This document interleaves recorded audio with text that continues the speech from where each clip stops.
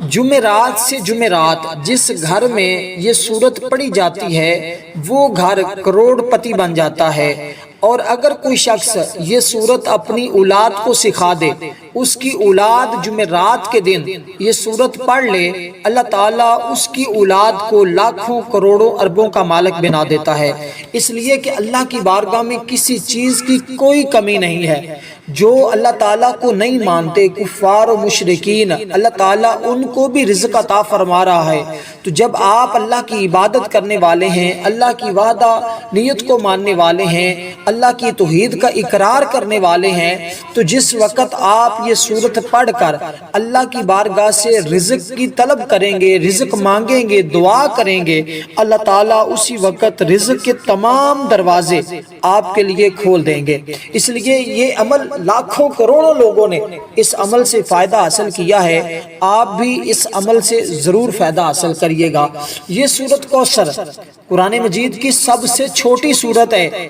یہ سورت کا نزول بھی آپ کو پتہ ہونا چاہیے، اس وقت نازل ہوئی جب حضور علیہ السلام پریشان تھے۔ اللہ تعالیٰ نے حضور کی اس پریشانی کو دور کرنے کے لیے اس سورت کا نزول فرمایا۔ اسی طرح صوفیاء فرماتے ہیں، عاملین فرماتے ہیں، جن لوگوں نے اس سورت کو پڑھا اور اس سے فوائد حاصل کیے، وہ فرماتے ہیں اگر کوئی بندہ پریشانی کی حالت میں اس سورت کو پڑھتا ہے، اللہ تعالیٰ اس بندے کی بھی پریشانی کو دور فرما دیتا ہے۔ اگر کوئی شخص مقروض ہو، اللہ تعالیٰ اس بندے کو قرضے سے خلاصی عطا فرما دیتا ہے۔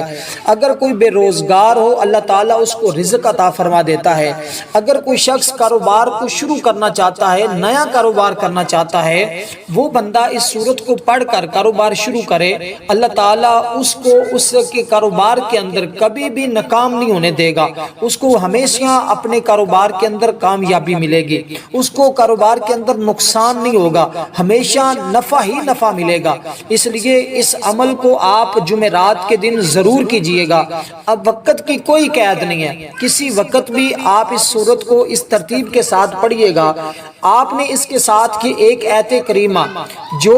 ہر شخص کو تقریباً آتی ہے، اور یہ بھی ایک پریشانی کی حالت میں ایک نبی نے پڑھی تھی، لا الہ الا انت سبحانک انی کنت من الظالمین۔ جب آپ ان دونوں کو ملا کر پڑھیں گے، جو ترتیب میں ابھی بتاؤں گا، اس ترتیب کے ساتھ جب آپ پڑھیں گے، اللہ تعالیٰ آپ کو اتنا رزق عطا فرمائیں گے کہ آپ کی نسلیں بھی وہ رزق کھاتی رہیں تو وہ رزق ختم نہیں ہوگا۔ اس لیے کہ اللہ تعالیٰ کی بارگاہ میں صرف مانگنے کی کمی ہے، ہمیں مانگنے کا طریقہ نہیں آتا، ورنہ اللہ کی ذات تو ہر وقت بندوں سے فرماتا ہے کہ ہے کوئی بندہ مجھ سے مانگنے والا، میں اس کو عطا فرماؤں۔ تو رب کی بارگاہ سے تو جو بھی مانگا جائے اس کے خزانے میں تو کوئی کمی نہیں ہے۔ فرض کریں آپ کوئی کاروبار کرنا چاہتے ہیں، زمین خریدنا چاہتے ہیں، کسی ادھورے کام کو مکمل کرانا چاہتے ہیں، ایسے موقع پر آپ اس عمل کو کریں، ہر کام میں اللہ تعالیٰ آسانی پیدا فرما دے گا، ہر کام میں نفع ملے گا۔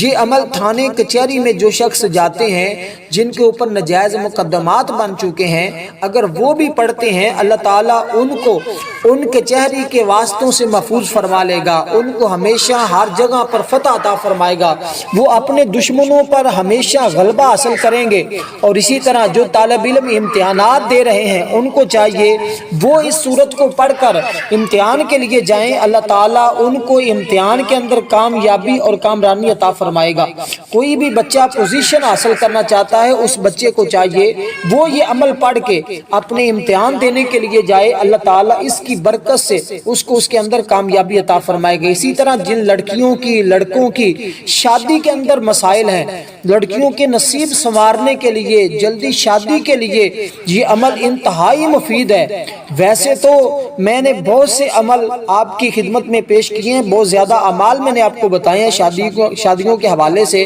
لیکن یہ عمل بھی آپ کی ہر طرح کی بندش کو ختم کر دے گا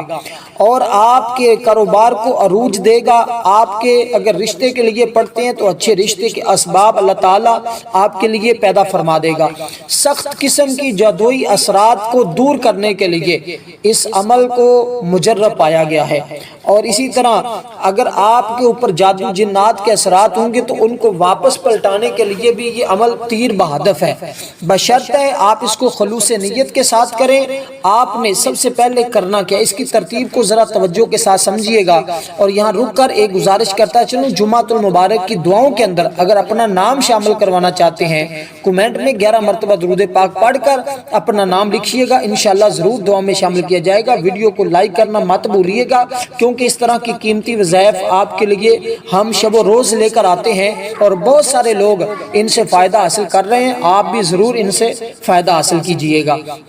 سب سے پہلے آپ نے کرنا کیا ہے، جمعہ رات کے دن آپ کسی بھی جگہ بیٹھ کر، پاک صاف جگہ ہو، آپ کا لباس بھی پاک صاف ہو، آپ کسی جگہ بیٹھ کر قبلہ کی جانب آپ منہ کر کے بیٹھ جائیں تنہائی میں۔ کوئی بھی دوسرا شخص اس عمل کے دوران کوشش کریں کہ آپ کے پاس نہ آئے، اور آپ اس عمل کو سادگی کے ساتھ کسی تنہائی میں بیٹھ کر کریں۔ خواتین ہیں تو گھر کے اندر، مرد حضرات ہیں تو مسجد میں بھی کر سکتے ہیں، گھر میں بھی اس عمل کو کر سکتے ہیں۔ تو سب سے پہلے آپ نے اس عمل کو کرتے ہوئے آپ نے 11 مرتبہ درود ابراہیم پڑھنا ہے۔ درود ابراہیم پڑھنے کے بعد جو ہم نماز کے اندر پڑھتے ہیں، اگر کسی کی بدبختی کی وجہ سے یہ درود پاک نہیں آتا جو ہم نماز کے اندر درود ابراہیم پڑھتے ہیں، تو وہ کوئی بھی چھوٹا درود پاک پڑھ لے۔ تو درود پاک پڑھنے کے بعد